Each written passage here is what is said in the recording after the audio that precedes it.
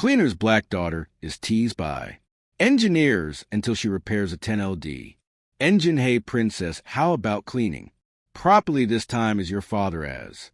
Sloppy as you are, Derek Thompson's voice echoed through the Apex Engineering Lab, followed by laughter that cut through the air like blades. 23-year-old Kesha Williams continued to methodically scrub the test bench, her eyes fixed on the gigantic industrial engine that dominated the center of the room. That machine had been sitting there for 10 years, covered in dust and disappointment, like a monument to incompetence, disguised as technical complexity. Seriously, guys, Derrera continued, adjusting his expensive tie as his fellow engineers gathered around like hyenas sniffing blood. Do you think she really understands what she's looking at? Or is she just pretending to be interested to impress someone? Michael Chun, the senior supervisor, didn't even bother to hide his contempt. Thompson, don't be so cruel. She's probably never seen a machine that wasn't a vacuum cleaner. The others laughed even louder, as if this were the height of intellectual comedy. Brad Mitchell, the chief engineer, approached with his smartphone held high. Hey guys, I'm recording this for our WhatsApp group. Title: Cleaner tries to understand. Engineering will go viral in the office. More laughter echoed through the room, each one piercing the dignity Kesha maintained with superhuman effort. Kesha had worked at that company for 2 years, first as a cleaning assistant alongside her father, then alone when he suffered a heart attack caused by the stress of enduring similar daily humiliations. The engineers at Apex treated her like furniture, useful but invisible when they didn't need her. What none of them knew was that she had grown up in her grandfather's auto shop, where diesel engines roared stories of strength and precision. Do you know what the problem with this thing is? Derek asked, patting the engine condescendingly as if it were a defective pet. $50 million invested. The best experts in the country have tried to fix it, and she's still a very expensive paperweight. Maybe the princess here has some revolutionary theory. Chin sneered, crossing his arms. I bet she thinks the problem is a lack of Windex. The joke drew laughter that reverberated off the lab walls like echoes of institutionalized cruelty. Kesha remember her grandfather's words, girl. Engines are like people when it hurts. It screams, but only those who listen with their hearts can understand where it hurts, while those men with expensive degrees wasted 6F-figure salaries on pompous theories. She had spent 2 years watching every failed attempt, every far-fetched solution, every elite consultant who left the room shaking his head in defeat. She must be trying to decipher the tiny letters in the manuals. Mitchell laughed, pointing to the technical diagrams hanging on the wall.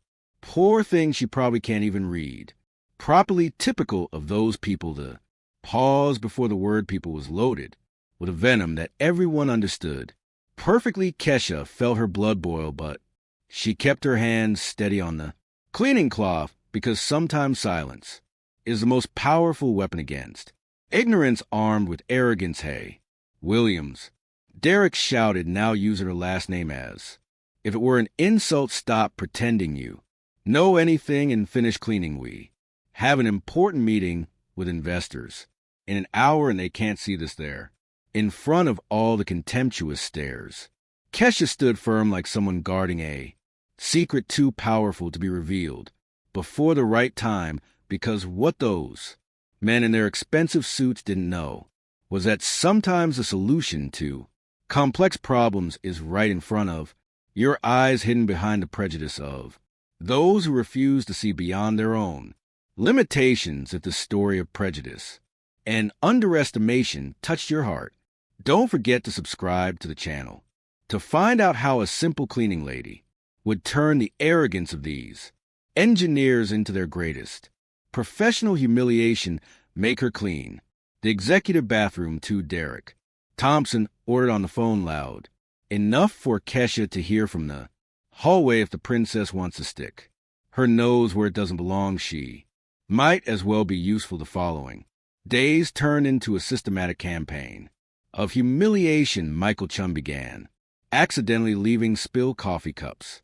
On her desk, Brad Mitchell made a point of throwing crumpled paper on the floor whenever she walked by, whispering comments about people who don't know their place in society. "Hey, Williams," Derek shouted on Tuesday, interrupting a project meeting. "Can you stop pretending to clean and actually work? We have important clients visiting tomorrow, and they can't see this." He gestured toward her as if she were a defective object. Jennifer Walsh from Human Resources appeared with a form. "Kesha, we've had some complaints about your behavior. Apparently you've been approaching technical equipment without authorization." Her voice dripped with false concern. "You understand that this could be interpreted as attempted sabotage." Kesha came home every night with sore knees from scrubbing floors and a broken heart from the laughter that echoed through the hallways. Her small suburban apartment felt like a fragile refuge from a storm of contempt she faced. Every day they're surrounded by the rusty tools she had inherited from her grandfather. She remembered the afternoons in the workshop when she was 12. "Engines don't lie, girl," old Samuel Williams used to say, his callous hands guiding hers through the components of a 1957 Chevrolet. "Men can lie, paper can lie, but engines always tell the truth. Do you hear what he's saying?" Those lessons seem to echo through the Apex lab every time Kesha looked at the idle engine while the engineers debated complex theories and consulted 1,000-page manuals. She heard something they couldn't perceive, a mechanical whisper begging for attention in places no one else looked. "Just listen to this," Derek said during a staff meeting on Wednesday, gesturing dramatically as other departments looked on. "Our special cleaning lady was seen yesterday leafing through technical manuals at the lab table. Someone needs to explain to her that cleaning doesn't include reading." Laughter spread through the room like wildfire. Chin shook his head in exaggerated disbelief. "Maybe she thinks she'll discover something that 50 trained engineers haven't been able to figure out in 10 years. That kind of behavior is exactly what we expect from." "Well, you know," Walsh said, lowering his voice, "conspirator ally, people who grew up without a proper family structure, no sense of social hierarchy." Kesha remained invisible behind a glass door, organizing cleaning supplies while absorbing every poisonous word. What none of them knew was that she had spent her entire childhood in a family structure that would teach them more about engineering in one afternoon than they had learned in 4 years of expensive college. On Thursday, Mitchell decided to create a new level of entertainment. "Guys, how about a test? Let's see if our cleaning expert can identify at least 3 basic engine components." He pointed to different parts of the machine like a condescending teacher. "I bet $50 she doesn't even know what a piston is." Chin laughed, pulling his wallet out of his pocket. $100 that she confuses a valve with a screw, added Derek, clearly enjoying the situation. Kesha stopped cleaning and looked at them directly for the first time in days. 6-cylinder inline pistons, dual intake valves, electronic fuel injection system with a faulty pressure sensor on line 3. Her voice cut through the silence like a knife. The lab fell completely silent. The engineers looked at each other, clearly uncomfortable with the technical precision they had just heard from someone who couldn't even read properly. "Beginner's luck," stammered Mitchell, quickly putting his wallet away. "Anyone can memorize a few technical words. Maybe we should install security cameras in the lab," Chin suggested, trying to regain control of the situation to protect sensitive equipment from inappropriate curiosity. On Friday, Derek decided to up the cruelty level during lunch. When the lab was empty, he set his phone to record and began his performance. "Everyone come see this. Our cleaning specialist is trying to fix the $50 million engine." Kesha had approached the machine just to wipe off an oil stain, but Derek narrated it as if she were sabotaging military equipment. "Look at her concentration. I bet she's calculating the air pressure based on the position of the moon. The video instantly went viral, and the company's internal group employees from other floors began making technical visits to the lab just to see the improvised mechanic in action. Even senior executives started commenting on the Williams situation during meetings.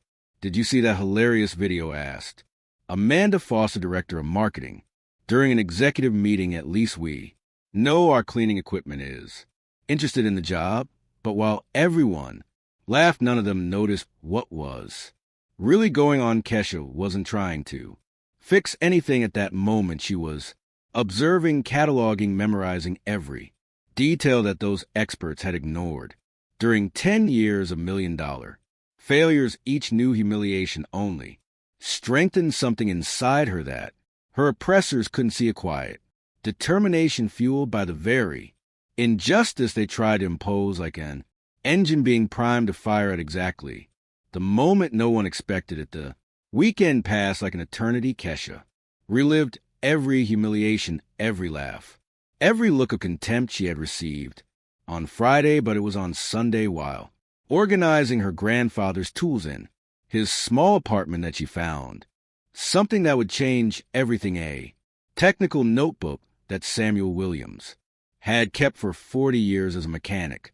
Engine problems always have 3 causes. Read one of the first pages: air, fuel, or spark. Complicated engineers forget the simple machines don't lie, people do. Her grandfather's words seemed to whisper directly into her ears like advice from beyond the grave. On Monday, Kesha returned to work with a quiet determination that no one noticed while Derek and his colleagues continued their cruel jokes. She began to look at the engine with completely different eyes, not as a curious cleaning lady, but as Samuel Williams' granddaughter. "Hey, princess," Chin shouted during coffee break, "I hear you know how to identify engine parts. How about impressing us again?" More laughter echoed through the lab, but this time Kesha noticed something different: the defensive tone in their voices. That's when she realized something crucial. They were afraid that a mere cleaning lady might know something they didn't. The piston joke had made them uncomfortable, and now they were trying to regain control through intensified humiliation. "You know what, Williams?" Mitchell said, approaching her with his characteristic arrogance. "Since you seem so interested in our $50 million engine, how about we give you a real chance? We bet you can't even identify the main problem."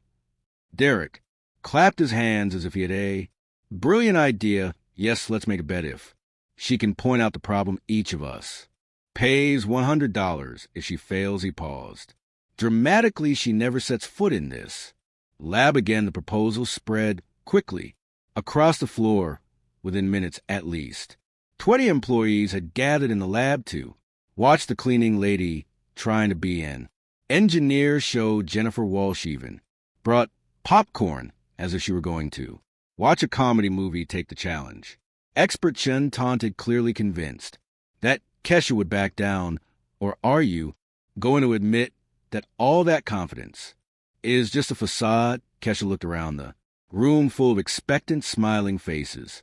Every person there was convinced they were about to witness an epic humiliation. What none of them knew was that she had spent the entire weekend studying every technical manual she could find online about that specific engine model. "I accept," she said simply, her voice cutting through the noise of the side conversations. The silence that followed was broken by even louder laughter. She actually accepted. Someone shouted from the back, "This is going to be better than Netflix." It was then that an unexpected voice cut through the laughter. "May I observe?" Everyone turned to see Thomas Reed, the retired engineer who occasionally visited the company as a consultant at 70. Reed was a legend in the industry, the man who had designed engines for 3 of the country's largest aerospace companies.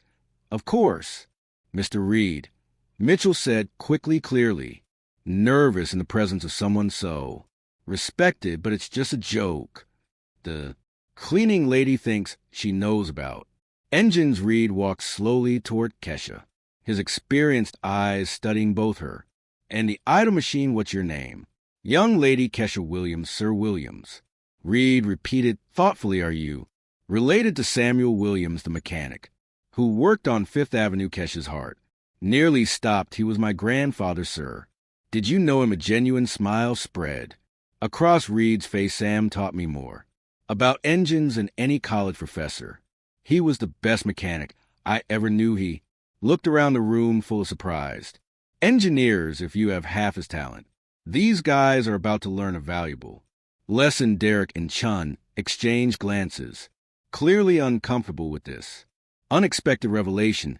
The joke suddenly seemed less amusing when a legendary engineer was publicly validating Kesha's technical pedigree. So Reed said, turning to Kesha with genuine interest, tell me what you see when you look at this machine. Kesha approached the engineer, hands delicately touching different components as her mind processed everything she had learned. The lab fell silent, not with amusement, but with growing tension for a moment when she closed her eyes and placed her hand on the engine. Everyone thought they were witnessing just another theatrical performance, but anyone watching closely would have noticed that it wasn't acting that made those hands move with such precision. It was a contained power of someone who was about to completely rewrite the rules of the game. Kesha approached the engine with the precision of a surgeon. Her hands touched different components delicately as she whispered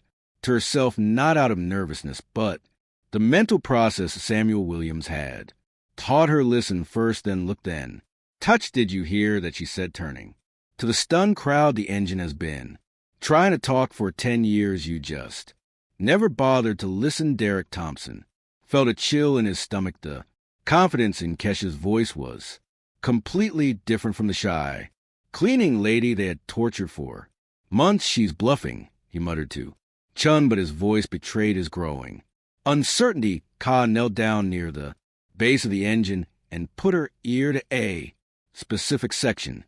Here, she said, pointing to an area that looked identical to dozens of others. Do you feel that subtle vibration? That's the first problem. Thomas Reed approached, clearly intrigued. Go on, young Williams. Clogged cooling system in the secondary line, Kesha said, moving to another section with growing confidence. The engine was overheating internally, but the main sensors never detected it because they only monitored the primary circuit. The silence in the lab was deafening. Michael Chun furtively checked his smartphone, probably researching whether this made technical sense. Brad Mitchell had stopped smiling completely, his face now tense with growing concern. Second problem, Kesha continued, pointing to a nearly invisible valve on top of the machine. Pressure valve calibrated for sea level. You guys are 600 m above sea level. The atmospheric pressure is different. Reed nodded slowly, his eyes shining with recognition. Of course, how stupid of us not to consider that. Jennifer Walsh whispered something to a colleague, clearly trying to process how an uneducated cleaning lady was diagnosing problems at 50. Trained engineers had missed. Reality was beginning to crack the foundations of everything they believed about competence and social hierarchy. And the third problem, Kesha said, walking to a side section of the engine, is where you really demonstrated your, how can I put this politely, systematic incompetence. Derek gulped. The word incompetence, coming from someone they treated like human trash, hit him like a punch in the stomach. Kesha pointed to an electronic control panel. You installed a state-of-the-art monitoring system, but you forgot to calibrate it to the exact specifications of this engine model. Result, it was running perfectly for 10 years, but you were reading completely wrong data. That's impossible, stammered Mitchell, clearly desperate. We checked and rechecked all the systems hundreds of times. You checked according to generic manuals, Kesha replied with devastating calm. My grandfather always said manuals teach you about engines in general, but every engine is unique. Like a person, you have to know its personality. Thomas Reed began to laugh, not in mockery, but in genuine admiration. Sam, Williams was right as always, young lady. You just solved in 15 minutes what cost this company $50 million in consulting fees. It was at that moment that reality hit Derek Thompson like a tsunami. An ignorant black cleaning lady had just humiliated him professionally in front of the entire company. Worse, she had done so with technical expertise superior to his. You can prove that? Chin asked, his voice trembling slightly. Kesha smiled for the first time in months, not a submissive smile, but the confident smile of someone who was about to close the deal. Mr. Reed, would you mind helping me? I need someone to monitor the indicators while I make the adjustments. It would be my pleasure, Miss Williams. For the next 20 minutes, Kesha performed a series of precise adjustments while Reed watched the monitors. Each correction was accompanied by technical explanations that left the experts increasingly red with embarrassment. Pressure normalizing, Reed announced. Temperature within ideal parameters. Electrical system responding perfectly. Jennifer Walsh tried to slip out of the room, but Reed intercepted her. Ms. Walsh, I believe the company owes Ms. Williams a formal explanation as to how an employee with superior technical knowledge was relegated to cleaning duties. Mitchell began to sweat visibly. Mr. Reed, we didn't know. She never showed. Reed interrupted, his voice cutting like a razor. Or did you never deign to listen to someone you considered inferior? Derek tried one last desperate card, but she has no technical training. She doesn't have a degree. Neither did my grandfather. Samuel, Kesha replied calmly, but he taught Boeing engineers more about engines than any university. Knowledge doesn't come from a piece of paper. Mr. Thompson. Kesha stood in front of the main control panel. Would someone like to do the honors, or should I start up a $50 million engine myself? No one answered. The lab had turned into a silent courtroom where the accusers were discovering who the real guilty parties were. Kesha pressed the ignition button. The engine roared back to life with a force that made the entire building vibrate, not the hesitant rumble of a sick machine, but the powerful, steady roar of a giant finally awakened. Green lights flashed on the panel's gauges, stabilized at optimal levels, and the rhythmic sound of gears filled the lab like a mechanical symphony. The crowd fell silent, watching a machine that had been given up for dead come back to life at the hands of someone they considered too incompetent to be in the same building. Thomas Reed broke the silence. Gentlemen, you have just witnessed one of the most brilliant diagnoses I've seen in 40 years of engineering. Amanda Foster, who had laughed at the hilarious video the week before, tried to approach with a forced smile. Kesha, what an impressive demonstration. Maybe we can talk about what? Kesha interrupted, about how you spent months treating me like human trash, about the video you made to humiliate me, about the racist jokes you thought I couldn't hear. Foster turned pale. The viral video had been her idea. Derek Thompson, Michael Chun, and Brad Mitchell remained silent, their faces going through a progression of expressions: shock, disbelief, embarrassment, and finally a devastating realization that they had spent months humiliating someone infinitely more competent than themselves. Miss Williams, Reed said, turning to her with genuine respect, would you like to have dinner with me tomorrow? I have some contacts in the aerospace industry who would love to meet you. As the engine continued to run perfectly, creating a triumphant soundtrack to the collective humiliation that had just taken place, everyone understood that they weren't just witnessing the solution to a technical problem. They were witnessing the complete demolition of a system based on prejudice disguised as competence, where the real injustice wasn't that a cleaning lady knew about engines, but that engineers with degrees were as incompetent as they were arrogant. 3 months later, Kesha Williams walked the halls of Boeing Aerospace as a senior consulting engineer, her badge gleaming under the fluorescent lights Thomas Reed had kept his promise introducing her to executives who immediately recognized the value of someone who could listen to machines in a way that expensive instruments couldn't. M.S. Williams, Boeing's director of engineering, told her during her first week, "Your intuitive approach saved us $3 million. On the first audit alone, would you like to head up our new preventive diagnostics division?" Derek Thompson, on the other hand, discovered that competence was not negotiable in the real world after the engine incident. An internal audit revealed that he had signed off on technical reports without really understanding them, relying on his senior position to mask his incompetence. He was fired within 2 weeks. Michael Chun and Brad Mitchell suffered similar fates. Chun was demoted to junior technician after it was discovered that his previous solutions had cost the company millions in unnecessary repairs. Mitchell was transferred to a branch in Ohio where he worked under constant supervision, a professional humiliation from which he would never recover. Jennifer Walsh desperately tried to delete the viral video she had created, but the internet is forever. Her career in human resources ended when other companies discovered her active participation in workplace racial discrimination. No reputable corporation wanted to be associated with someone documented as humiliating employees. Apex Engineering faced a federal audit on discriminatory practices after the case gained national notoriety. The company paid substantial fines and was required to implement diversity and inclusion programs, ironically having to hire consultants to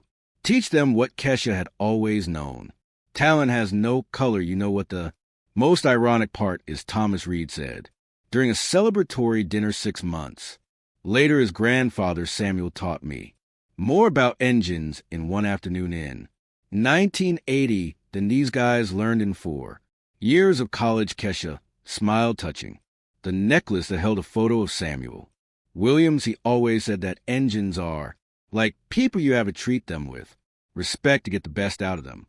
Amanda Foster, who once laughed at the hilarious video, now worked as a receptionist at an accounting firm. Her MBA worth less than the common sense she never developed. During an unsuccessful job interview, a recruiter had mentioned, "We saw the video where you humiliate an employee. You're not the kind of person we hire."